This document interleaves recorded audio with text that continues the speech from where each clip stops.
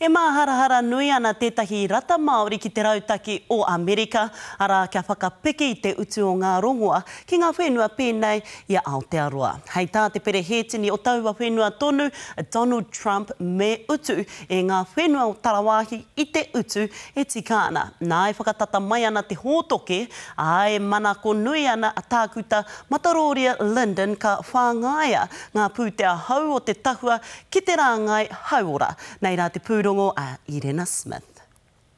Ko te rongoa te oranga mo te katoa, a e tiana te utu mo te nuinga i tēnei whenua. He oe mena ka tutuki ngā hiahia a Donald Trump. E raru tērā mo Aotearoa me ngā whenua ki waho o Amerika. Nā te mena nui rawa te utu o ngā rongo ka hore he pūtea anō mo e te atu momo kaupapa hauora. It's time to end the global freeloading once and for all. Hei tā te perehitini o Amerika ka whakamutu a tōna kāwanatanga i te mahi whiriwhiri i ngā whenua rāwaho, i ngā utu hei hoko i ngā rongoa mai ngā kamupene hanga rongoa o Amerika. Ko whāmek tā mātau rōpū whiriwhiri i era whakaaetanga.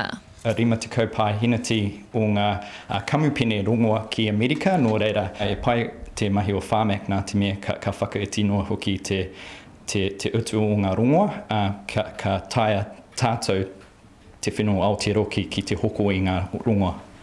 Heoi mo tēnei wā ko te aro nui a tākuta Lyndon ki ngā kaupapa pātata ki aia, arā ko te hauora Māori, hauora tūmata nui anō tērā. Me te tumanako ka whai pūtea hau e te tahua pūtea a te kāwanatanga, a pōpō.